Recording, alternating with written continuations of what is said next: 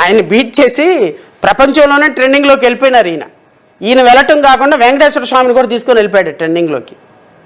ఆయన పవిత్ర కార్యాలయం గురించి దుర్మార్గంగా నెటిజన్లు మాట్లాడుకునే పరిస్థితికి తీసుకొచ్చిన. ఈయన టీటీడీ చైర్మన్ అంటే ఈయన టీటీడీ చైర్మన్ అంటే టీటీడీని తప్పుపడుతున్నట్టు కాదు, ఈయన టీటీడీ చైర్మన్ ఇలా చేశాడు అంట అని నార్త్ ఇండియన్స్ అందరూ కూడా సిగ్గుపడి.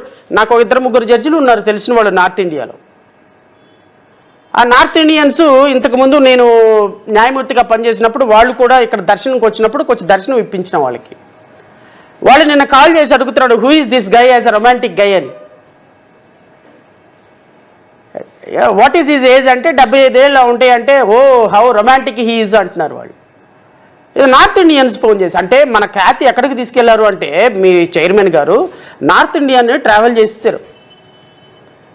ఇది అల్టిమేట్గా ఇది ఎక్కడ ల్యాండ్ అవుతుంది?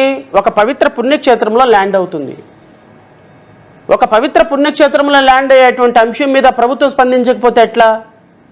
ఒకసారి ఆలోచించమని కోరుతున్నా. ఇది విమర్శించేటువంటి అంశం కాదు. తప్పు జరిగింది, తప్పును సరిదిద్దుకోండి.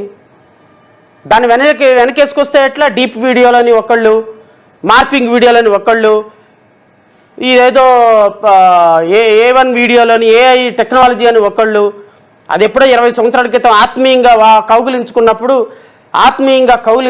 అంటే ఎవరూ లేకుండా ఆత్మీయంగా కౌగిలించుకుంటారంట. నైట్ వేసుకొని అంట ఆ రూమ్లో నుంచి వద్దంట.